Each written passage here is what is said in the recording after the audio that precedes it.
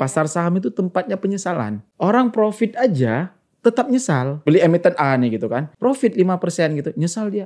Tahu gitu masuk 100 juta. Kenapa masuknya cuma 10 juta? Itu kalau profit. Apalagi kalau masuk loss. Lebih nyesal lagi. Nah, jadi dari TAN plus FM ini yang pertama namanya technical. Di technical itu yang harus kita lihat apa? Yang pertama resiko harus lebih kecil daripada reward. Yang kedua dari akumulasi. Ini akumulasinya bagus. Ada beberapa broker atau sekuritas yang sekarang itu udah banyak itu bahasanya. Oh, broker A cara mainnya seperti apa, broker B cara seperti apa dan lain sebagainya. Yang ketiga adalah news.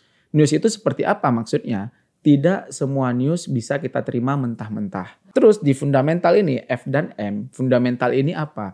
Mungkin kalau bagi saya fundamental yang saya maksud di sini bukan per PBV, laporan keuangan dan lain sebagainya. Tapi fundamental yang saya maksud di sini adalah bagaimana cara kita bisa memahami pergerakan harga saham tersebut. Tidak semua perusahaan bagus, harga sahamnya naik. Nah, yang terakhir di M itu adalah money management. Saya selalu terapkan ke siapapun yang bertanya mengenai ilmu saham ke saya, jangan pernah all in ke satu emiten. Walaupun kita tahu emiten itu besok bakal 1000%.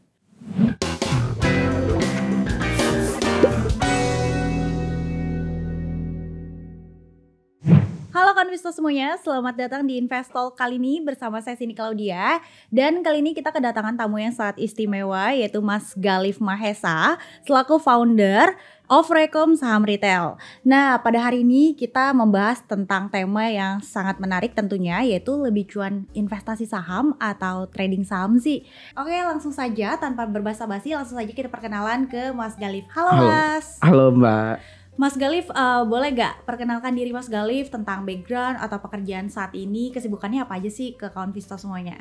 Oke, sebelumnya mungkin kayaknya kalau sama investasiku, kawan-kawan Visto udah pada kenal. Karena itu RSR itu berdirinya berbarengan sama investasiku. Sekedar informasi aja ya gitu ya. Nah, jadi saya itu mengenal saham 2019. Pada saat itu tepatnya saya kan besar di Aceh. Nah, pada saat itu beruntungnya saya belajar saham ini dari teman saya. Saya sebut aja lah. Ini shout out juga buat teman saya. Kalau mungkin bukan dia pada saat itu yang ngenalin, saya sampai sekarang nggak akan fokus ke saham. 2019 itu lagi musim-musimnya aplikator yang murah banget. 2019 sebelum COVID gitu kan. Nah, pada saat itu saya bingung. Kalau kita di Aceh atau di daerah itu untuk dapat informasi mengenai pasar saham dan lain sebagainya itu kan masih sangat minim. Mungkin sekarang aja udah banyak media sosial atau influencer yang ngebahas saham gitu kan.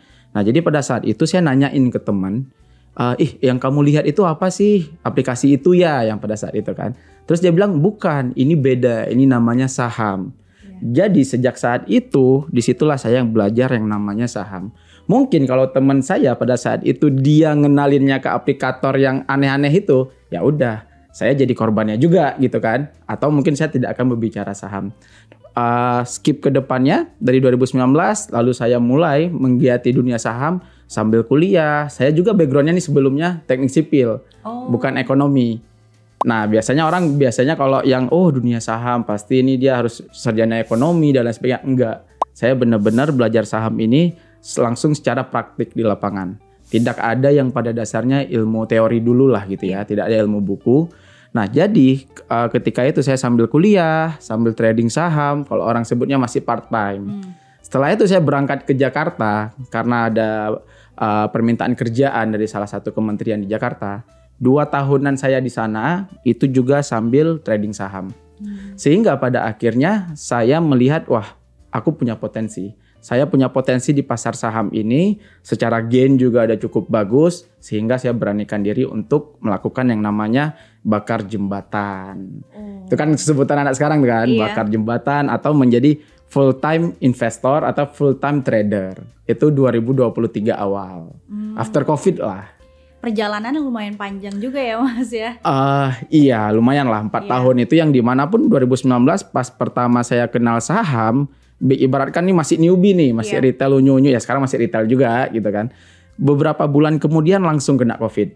Pas banget tapi momennya. Pas. Nggak tahu apa karena saya yang masuk ke saham atau memang itu udah jadi bagian sendiri lah ya dalam perjalanan saya. Sehingga saya belajar saham ini nggak manis dulu. pahit dulu yang saya telan. Dan beruntungnya pada saat COVID itu pada saat pahit-pahit itu modal saya masih kecil. Karena kita kan masih modal jajan kuliah aja, kerja-kerja sampingan kita kumpulin untuk kita tradingin. Jadi mungkin kalau pada saat itu modal saya besar kena COVID bisa bangkrut. Kan seperti itu. Iya. Nah, tapi yang dari modal sedikit ini saya mendapatkan banyak sekali ilmu. Di ilmu bagaimana ternyata pasar saham itu akan rebound juga pada akhirnya, khusus emiten-emiten tertentu. Dan juga di situ misalnya ada emiten gorengan atau emiten lapis 3 pun yang pada saat market crash dia naik kencang sampai ratusan, hari ini sorry to say udah pada gocap semua. Banyak tuh beberapa emiten seperti itu. Nah, jadi itu yang menjadi modal dasar saya sehingga saya berani untuk terjun lebih dalam lagi di dunia saham. Saya tinggalkan sarjana saya yang sebelumnya di teknik sipil itu. Akhirnya sampai sekarang saya fokusnya ke dunia investasi, khususnya investasi pasar saham. Pas banget ya Mas ya. Iya. Tapi kalau saya boleh tahu gimana sih Mas kalau misalnya Mas kan waktu itu masih pemula ya. Terus tahunya itu membedakan antara saham gorengan dan enggak tuh gimana? Apalagi kan masih awam gitu pasti agak bingung gitu ya membedakannya ya. Oke. Nah, kalau itu saya juga sangat berterima kasih lagi nih sama teman saya karena teman saya itu memang dia bukan misalnya pada saat itu seseorang yang sangat expert, tapi untuk yang dasar-dasar bagaimana cara membeli, cara menjual, mengenai kriteria saham, lapis 1, lapis 2, lapis 3 dan lain sebagainya seperti itu. Nah, itu saya pada saat itu sudah mulai tahu. Karena itu kan dalam tanda kutip misalnya bisa dibilang itu sangat dasar lah. Iya. Mungkin kalau lebih expert lagi baru ada yang namanya technical, di technical ada breakout, ada volume segala macam dan lain-lainnya. Nah, jadi pada saat itu yang dasar-dasar seperti itu, jadi saya bisa tahu sih kayak ini saham gorengan, entah itu berdasarkan market cap dari perusahaannya atau volume transaksinya dan lain sebagainya. Apalagi kita kan sekarang udah makin mudah nih di pasar saham ada namanya LQ45, LQ30 dan masih banyak sekali gitu. Yang membuat Mas Galif sendiri tertarik dengan dunia pasar modal tuh apa sih sebelumnya? Oke, kenapa pada akhirnya saya memutuskan untuk full time trader tadi sebagai full time investor? Yang pertama kita nggak munafik ya karena duit. Karena menghasilkannya lebih banyak dibandingkan kita kerja. Pada saat itu mungkin kalau saya kerja sebagai pegawai kantoran atau pegawai lapangan ya karena memang di saham ini saya bisa menghasilkan lebih banyak. Nah, itu yang pertama. Dan yang kedua adalah fleksibilitas. Nah, mungkin orang yang kerja di kantor 7 to 5, jam 7 masuk, jam 5 pulang, nggak bisa kemana-mana. Mungkin setelah itu baru dia bisa sama keluarga, baru bisa dia melakukan hobi-hobinya yang lain. Nah, sedangkan di pasar saham, ini sangat memberikan saya kemudahan banyak sekali. Hobi saya bisa tersalurkan, waktu-waktu saya bersama sosial atau bersama family itu masih bisa saya dapatin gitu.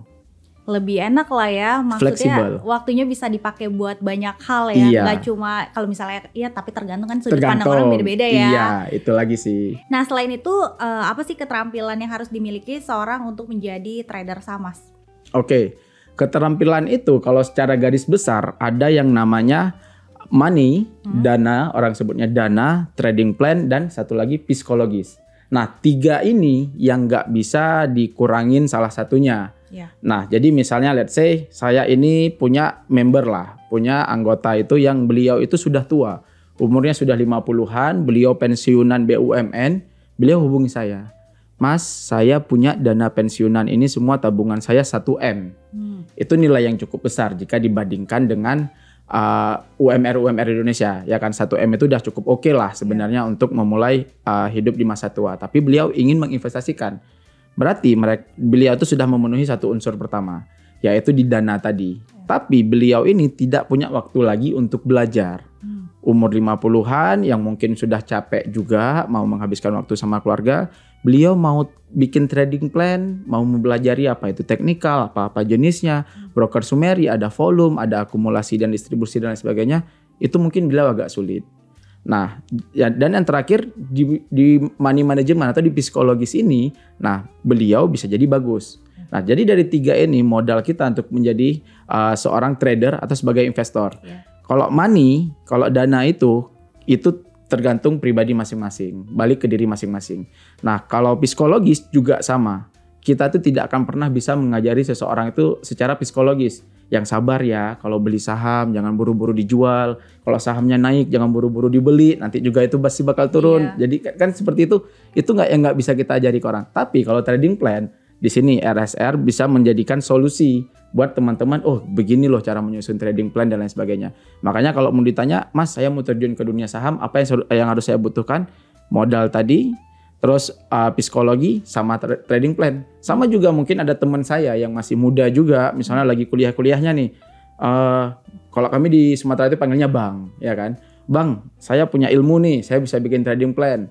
Saya juga punya psikologis yang bagus karena saya punya keahlian. Tapi dana saya cuma 1 juta. Repot juga kalau dananya kecil mau fokus jadi full time trader, ya kan? Iya. Jadi ya balik lagi, 3 ini tuh saling mengikat. Kalau kita mau benar-benar terjun ya secara full time trader atau full time investor. Kecuali kalau kita misalnya mau part time saja. Nah kalau itu mungkin kita bisa belajar sambil berjalan. Mulai dari memilih instrumen investasinya itu, emiten-emitennya itu yang bisa dibilang low risk dan lain sebagainya. Seperti itu sih. Nah ya 3-nya itu ya berkorelasi ya Mas. Sangat berkorelasi. Jadi harus ya mau nggak mau 3-tiganya Iya, harus ada kalau harus misalnya ada. mau full time jadi trader. Menurut Mas Galif sendiri, kapan sih waktu yang tepat untuk buy and sell suatu saham? Boleh gak dibagikan pengalaman Mas Galif pertama waktu membeli saham ke kawan Visto? Oke, kalau pada saat 2019 itu pertama kali saya terjun ke dunia saham, itu modal saya kan tentunya nggak banyak. Nggak lebih daripada 1 juta pada saat itu. Ya. Karena memang benar-benar ya kita namanya mahasiswa, ya kan. Nah, pertama kali saya beli saham, saya masih menganut yang sistem seperti banyak orang bilang, belilah perusahaan yang kita pakai produknya dan lain sebagainya. Nah, akhirnya karena pada saat itu saya nasabah salah satu bank, makanya saya beli saham dari perusahaan bank tersebut. Cuman 1 lot saya belinya, ya karena modalnya terbatas. Iya. Harga bank-bank kan udah di atas ribuan gitu kan, berarti kan udah ratusan ribu kalau dirupiahkan.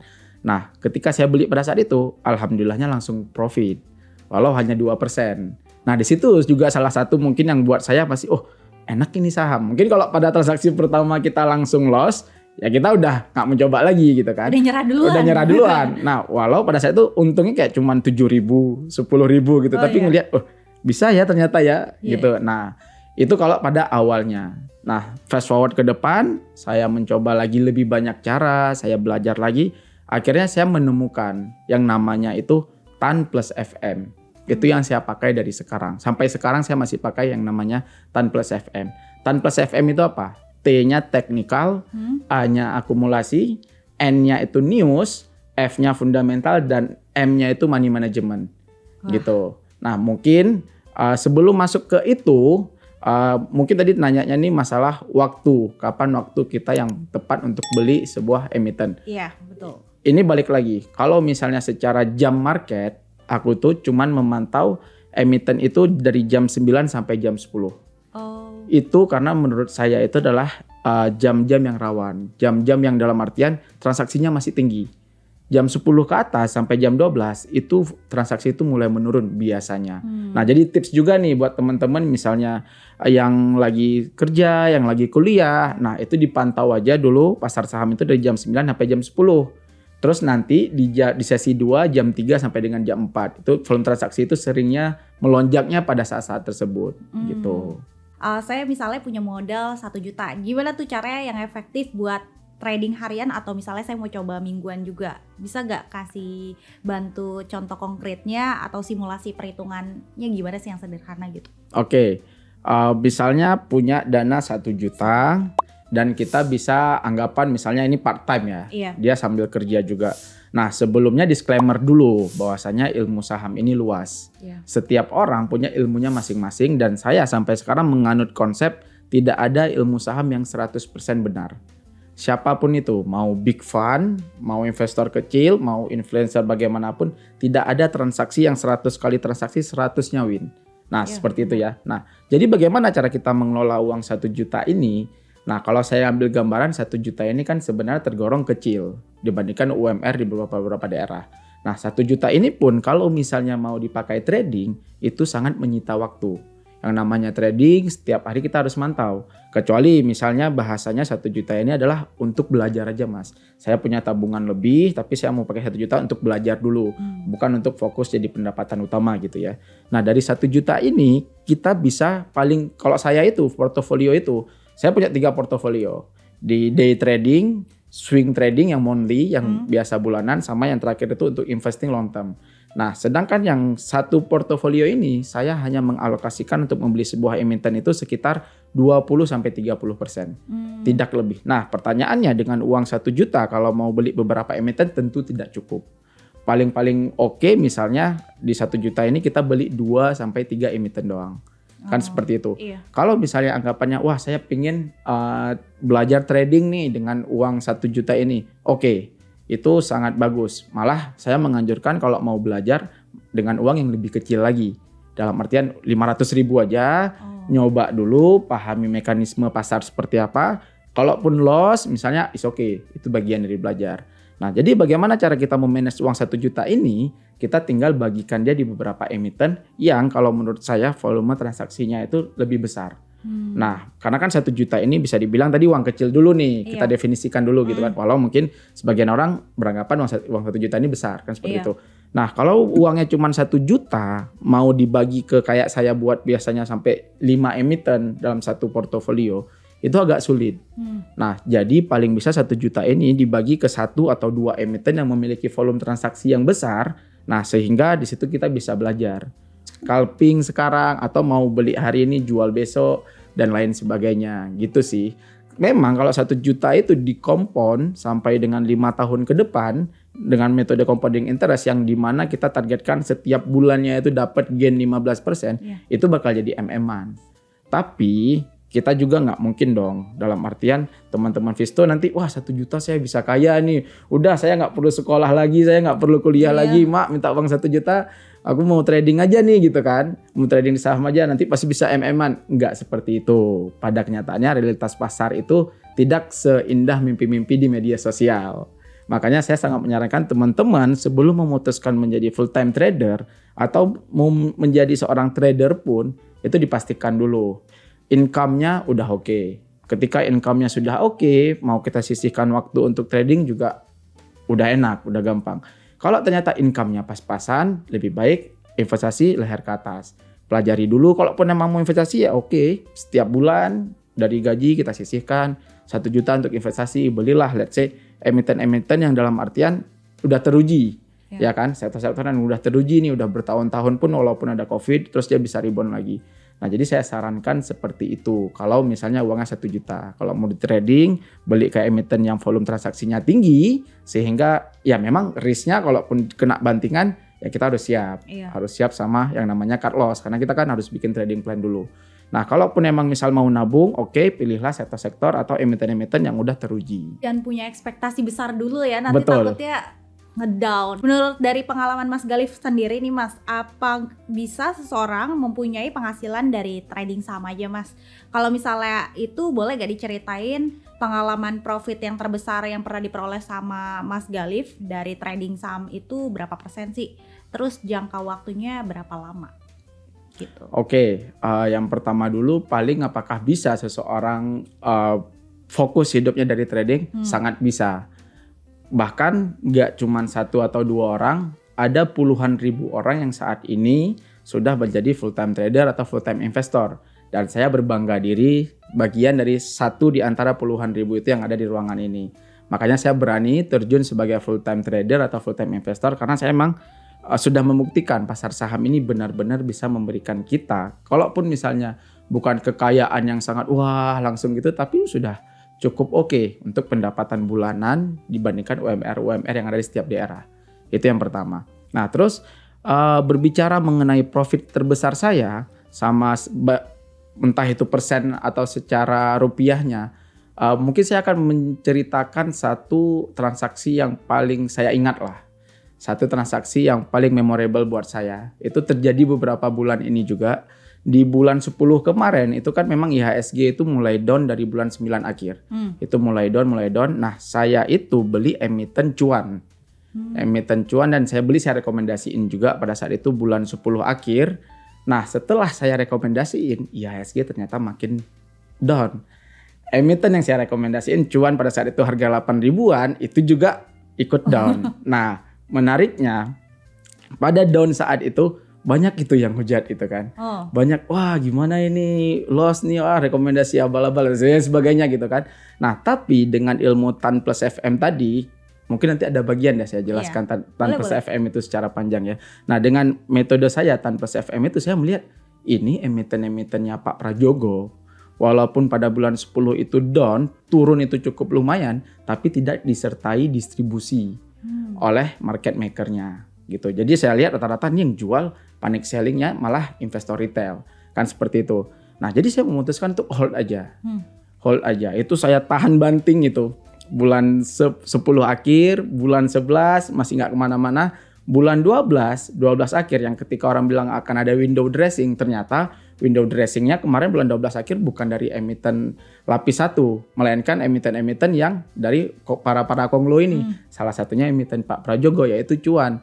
Dari yang 8.000 saya rekomendasiin turun ke 6 ribuan, sempat kalau nggak salah pokoknya floating minusnya itu belasan persen. Terus balik sampai target saya itu kan terakhir sampai 9.800. Target TP3-nya, target tertingginya. Ternyata naiknya sampai 12.000. Wow. Jadi yang floating minus belasan persen, balik sampai floating profit belasan persen bahkan puluhan persen.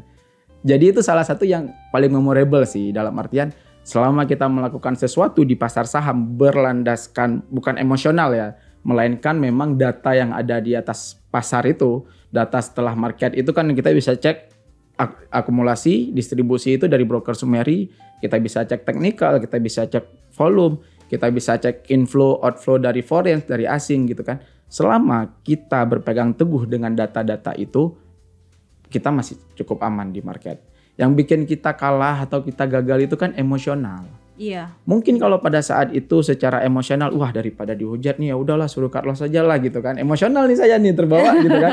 Udah loss porto, terbawa. Loss juga di market, wah gitu-gitu kan. Mungkin pada saat itu saya udahlah saya nggak mau ini, buang aja, cut loss aja gitu kan. Untungnya saya pada saat itu menyampingkan emosional saya itu. Bisa menahan ya. Bisa nahan, tahan dulu. Ayo berbicara based on market. Kenapa saya masih hold? Nah itu juga salah satu yang setiap malam, misalnya kerjaan saya itu hari ini udah habis tutup market itu, malam sebelum tidur saya buka laptop, saya buka kerjaan, saya lihat, saya masih hold misalnya emiten A, B, C, D. Kenapa saya hold emiten A? Kenapa saya hold emiten B? Apa alasannya semua segala macam. Kalau ternyata wah hari ini berdasarkan analisa perdagangan hari ini emiten A ini udah nggak bisa layak hold lagi, udah sangat berbahaya lah, berpotensi tiba-tiba besok dibikin ARB atau sebagaimananya lah gitu kan yang terjadi di market. Nah itu saya besoknya akan lepas. Tapi selama menurut saya emiten itu masih layak untuk di hold, masih oke ada di portofolio kita, ya itu hold aja. Apa sih yang membuat Mas Galif tuh untuk menahan atau menghold saham itu sendiri? Oke. Yang kayak saya jelasin sebelumnya ada yang namanya TAN plus FM. Nah ini yang saya pakai, mungkin ini nggak tahu ya apakah sama guru yang lain atau sama orang lain punya ilmu yang serupa tapi beda nama aja. Tapi saya itu disclaimer dulu, balik lagi saya jelaskan, tidak ada ilmu saham yang pasti. Jadi kalau mau ikut saya, ambil yang baik, buang yang buruk. Nah karena saya juga selama ini mempraktekkan hal seperti itu. Nah jadi dari TAN plus FM ini yang pertama namanya teknikal. Di teknikal itu yang harus kita lihat apa? Yang pertama resiko harus lebih kecil daripada reward. Saya sangat membatasi untuk beli emiten yang sudah arah berhari-hari. Karena itu resikonya sangat besar. Untuk dia turun, kalau dari ilmu teknikal ketika turun itu kan targetnya ke garis trend line atau dia turun ke garis support. Kan seperti itu.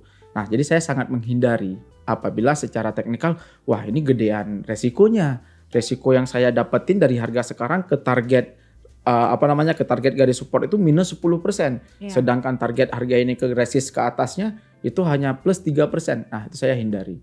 Jadi dari teknikal itu saya selalu melihat yang resiko lebih kecil daripada reward based on teknikal, dan juga lebih bagus lagi jika disertai dengan volume yang besar tadi. Volume besar, trend line-nya masih positif, itu lebih bagus lagi. Kalau kita lihat dari ilmu teknikalnya. Terus yang kedua dari akumulasi. Dari akumulasi ini apa yang kita lihat? Yang kita harus hindari adalah beberapa broker atau sekuritas yang identik dengan investor retail. Sebenarnya nggak salah brokernya, malah brokernya keren loh. sampai banyak investor retail mau pakai itu. Cuman kita jadilah orang yang dalam artian ketika big fund masuk ya kita ikut masuk. Kita kan mau ngekor naga nih, ya kan? Jangan kita ngekornya yang cacing-cacing, yang ngapain gitu kan. Secara akumulasi, wah ini akumulasinya bagus. Ada beberapa broker atau sekuritas yang sekarang itu udah banyak itu bahasanya, oh broker A cara mainnya seperti apa, broker B cara seperti apa, dan lain sebagainya. Nah ikutilah broker-broker yang sering digunakan oleh big fund tadi. Nah hindari juga emiten-emiten yang sedang diakumulasi atau secara papan broker Sumeri itu ternyata investor retail yang menjadi top buyer. Nah kalau udah seperti itu ya siap-siap aja. Itu juga terjadi ke emiten PANI beberapa hari sebelum terjadi goncangan yang sebegitu dahsyatnya. Itu saya perhatikan sekuritas-sekuritas yang cenderung digunakan oleh mayoritas retail itu menjadi top buyer. Jadi ketika terjadi penurunan sedemikian drastis, saya udah nggak terkejut. Ya wajar ketika misalnya big fund sudah selesai barangnya dijual ke pasar, ya mereka ngapain lagi? Tinggal nanti aja mereka akan masuk. Ya itu juga yang terjadi di BBRI saat ini. Apa yang terjadi di BBRI, mungkin kita bisa pakai secara bahasa, wah rupiah semakin lemah terhadap dolar, ada isu global, isu bla bla bla segala macam. Tapi pada dasarnya kenapa BBRI bisa turun sedemikian rupa? Ya karena investor big fund-nya atau investor asing yang menjadi supir di emiten perbankan itu udah pada out semua. Itu pada dasarnya. Nah, terus balik lagi, itu yang dari akumulasi yang kita lihat. Yang ketiga adalah news. News itu seperti apa maksudnya? Tidak semua news bisa kita terima mentah-mentah. Benar. Teman-teman harus pilih-pilih juga. Ada beberapa news yang memang dikeluarkan. Misalnya nih seringnya itu, news itu keluarnya 1 hari setelah emitennya ARA. Sebutlah ada emiten ABCD, nama emitennya dia ARA hari ini. Naik sampai 30%, malamnya baru keluar news. Emiten ABCD berencana ekspansi bisnis sampai ke Amerika gitu misalnya. Keluarlah newsnya seperti itu. Nah, besoknya ketika emitennya sudah ARB, keluar lagi newsnya. Pihak dari perusahaan emiten ABCD ini membantah isu tersebut. Nah, itu kalau nggak salah terjadi juga di Gotoh. Gotoh bulan kemarin, bulan 2 atau bulan 1, itu sempat naik tinggi karena katanya isunya mau merger sama Grab. Itu naik tuh hari itu. Naiknya cukup lumayan. Besoknya dibantah tuh sama orang Grab dan orang Gotohnya. Dari dulu ini isunya perasaan udah ada merger-merger, tapi sampai sekarang belum ada perbincangan yang serius. Udah, akhirnya harga sahamnya turun lagi. Makanya kalau lihat news itu hati-hati. News yang paling bagus itu kalau menurut saya apabila ada berita misalnya kayak contoh lah, Pak Prajogo memborong emiten cuan atau memborong emiten brand sebanyak berapa ribu lot. Itu news yang benar-benar bagus. Karena si pengendalinya, si ownernya aja berani beli saham perusahaannya sendiri, itu artinya berarti dia bertanggung jawab dengan kinerja sahamnya gitu kan. Nah terus di fundamental ini F dan M, fundamental ini apa? Mungkin kalau bagi saya fundamental yang saya maksud di sini bukan per PBV, laporan keuangan dan lain sebagainya, tapi fundamental yang saya maksud di sini adalah bagaimana cara kita bisa memahami pergerakan harga saham tersebut. Tidak semua perusahaan bagus harga sahamnya naik. Itu yang perlu digarisbawahi ya. Tidak semua perusahaan yang berfundamental di atas kertas bagus ini perusahaannya. Untung terus segala macam. Tapi belum tentu harga sahamnya itu naik-naik terus. Tidak seperti itu. Nah jadi sebelum kita membeli sebuah saham. Let's say misalnya mau beli saham PANI gitu kan. PANI itu laporan keuangannya sebenarnya nggak begitu-gitu bagus. Tapi harganya naik sampai ratusan %. Nah makanya saya bilang kita sebelum beli sebuah saham ini, mau beli saham itu, pahami dulu bagaimana karakter pergerakan harganya. Gitu. Kalau misalnya ada beberapa emiten lapis 3 yang rawan terhadap bantingan, itu emang ada gitu. Mungkin saya disclaimer dulu, nggak saya sebut di sini, mungkin nanti tersinggung nih yang punya emitennya gitu kan. Tapi ya teman-teman, kawan-kawan Visto ini pasti ngerti lah emiten-emiten gorengan yang hari ini naik kencang, besok tiba-tiba udah ARB yang sering dijadikan meme-meme juga tuh di Instagram gitu kan. Nah, jadi sebelum beli itu pahami dulu, wah ini pergerakannya seperti apa ya. Itulah fungsinya teknikal. Dianalisa dulu kita analisa dulu. Makanya saya itu paling jarang ikut emiten IPO. Karena bisa dibilang kalau ikut emiten IPO, indikator TAN plus FM, di T-nya ini tadi udah hilang. Saya cuma bisa melihat berdasarkan volume hari itu, berdasarkan newsnya atau lain sebagainya. Kecuali mungkin di beberapa IPO yang induknya ini udah membuktikan top chair gerakannya ya kan. Induknya udah naik sangat tinggi berhari-hari gitu kan. Ya mungkin kayak emiten Pak Prajogo juga waktu itu. Kalau nggak salah waktu IPO cuan, nah itu naiknya tinggi-tinggian gitu. Nah kecuali seperti itu ya. Nah yang terakhir di M itu adalah money management. Saya selalu terapkan ke siapapun yang bertanya mengenai ilmu saham ke saya, jangan pernah all in ke satu emiten. Walaupun kita tahu emiten itu besok bakal 1000%. Jangan pernah all in. Sisihkan sedikit keraguan kita terhadap itu tadi. Karena ya balik lagi, tidak ada market yang benar-benar 100%. Tidak ada perkataan yang benar-benar 100%. Karena ya balik lagi ke ilmu psikologis. Yang pertama kita bahas tadi yang soal 3, money management, psikologis, trading plan, dan yang terakhir dana itu tadi kan. Yeah. Nah kalau kita udah terlalu yakin, itu udah bahaya.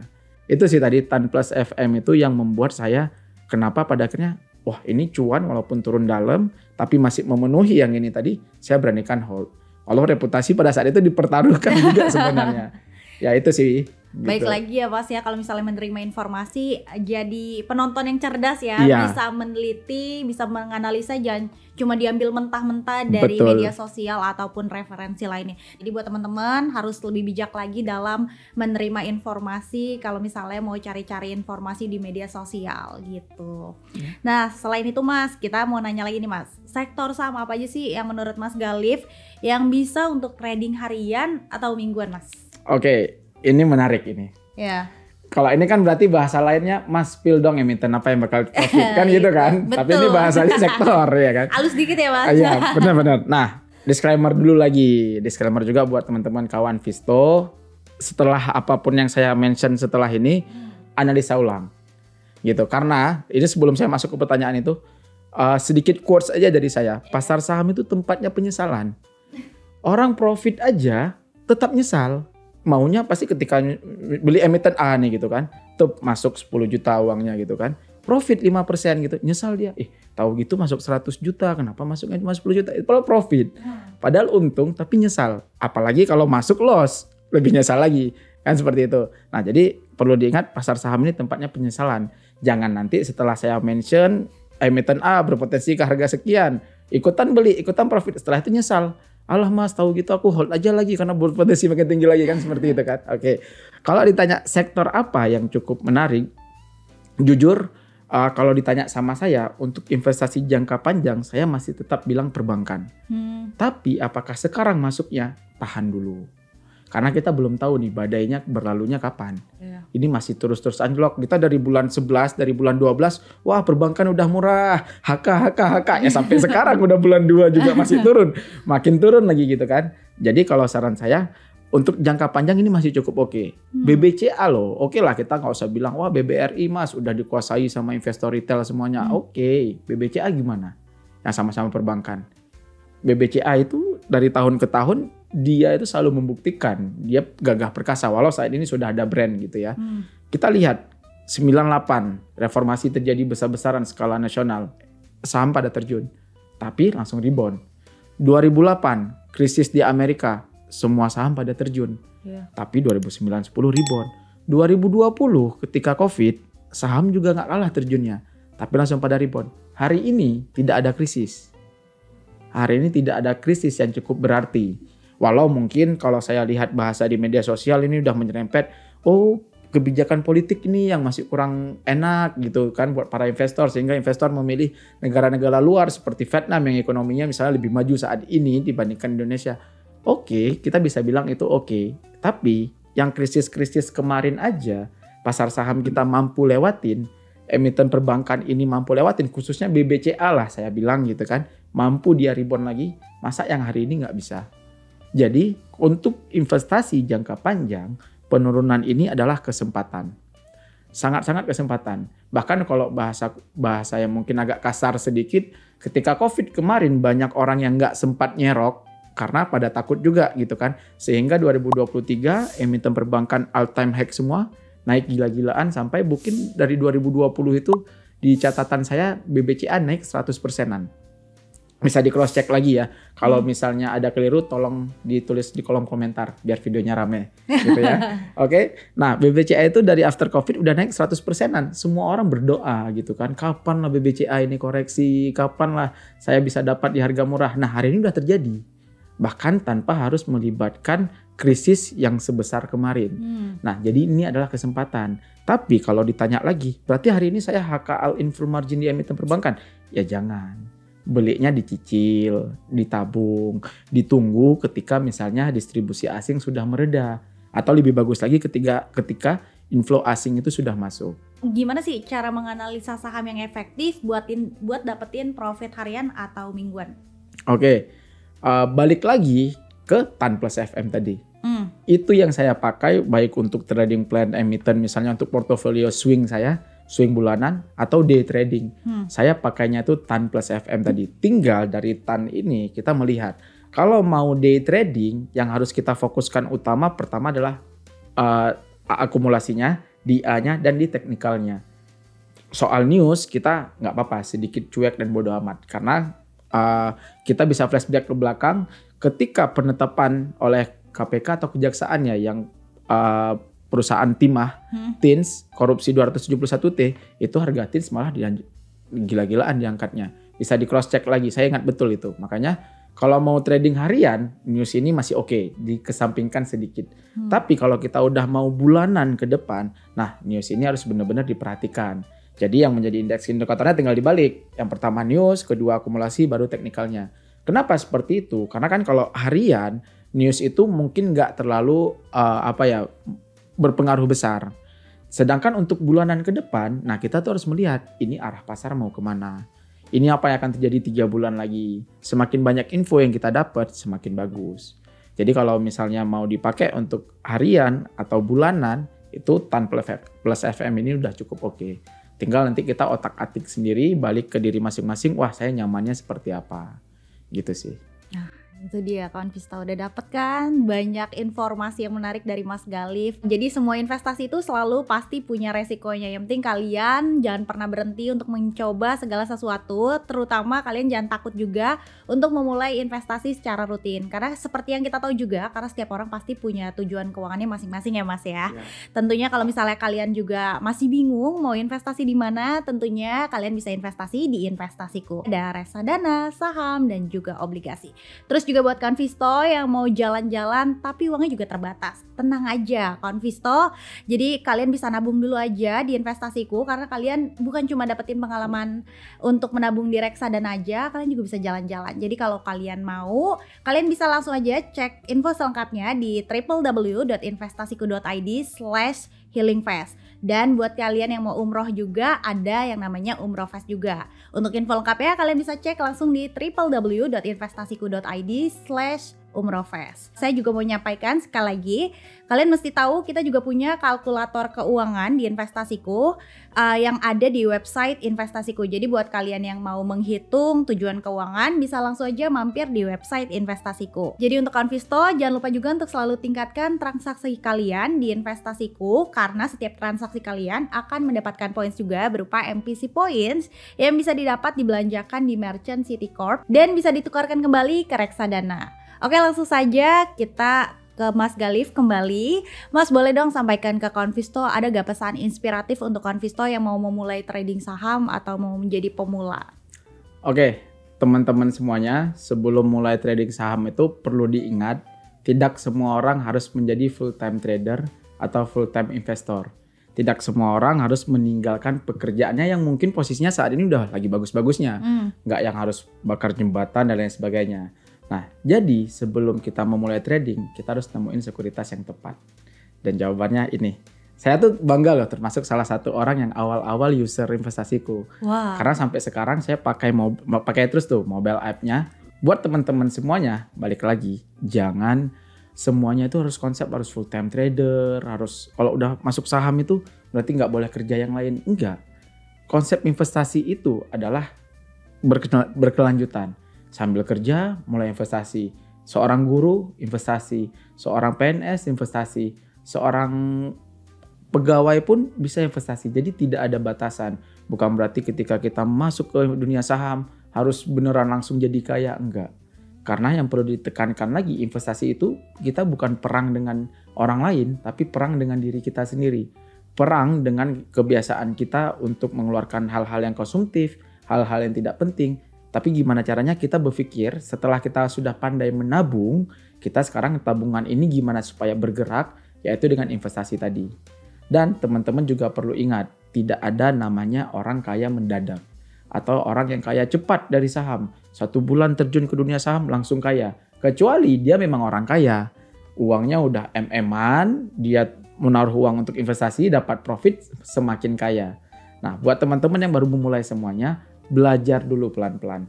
Rasain dulu pahitnya, pakai dulu aja modal yang kecil, setelah dapat ritmenya, baru dijalanin pelan-pelan. Syukur-syukur kalau misalnya ternyata udah enak, udah dapat trading style sendiri, udah dapat konsisten profitnya, bisa tuh ninggalin pekerjaan yang lama.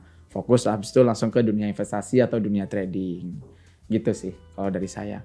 Jangan sampai salah langkah ya Mas ya. Iya. Karena kita yang kerja biasa aja sebagai karyawan pasti banyak kendala atau keluh kesahnya ya. Apalagi kalau misalnya kita mau jadi full time trader kan pasti banyak juga lika-likunya, nggak langsung sekali jalan sukses kan. Betul. Kalau misalnya teman-teman di sini mau reach out Mas Galif, atau ada gak sih kira-kira kemana gitu media sosial Mas Galif?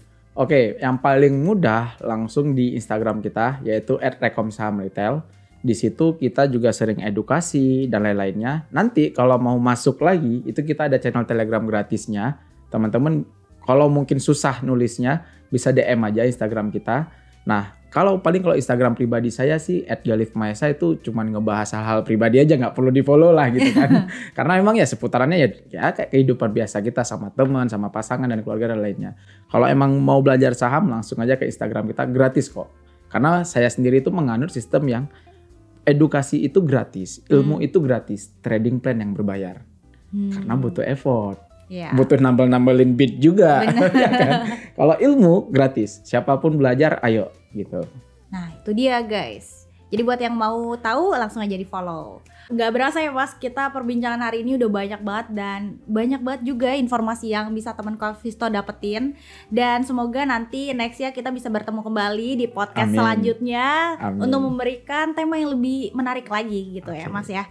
Dan untuk Calvisto juga terima kasih yang udah nonton podcast ini. Semoga kalian bisa mendapatkan banyak informasi dan bisa belajar lagi tentang seputar trading saham atau investasi. Dan untuk Calvisto jangan lupa biar kalian gak ketinggalan informasi, langsung aja subscribe, like, comment, and share. Sekian untuk hari ini. Salam investasiku for better tomorrow. Dadah.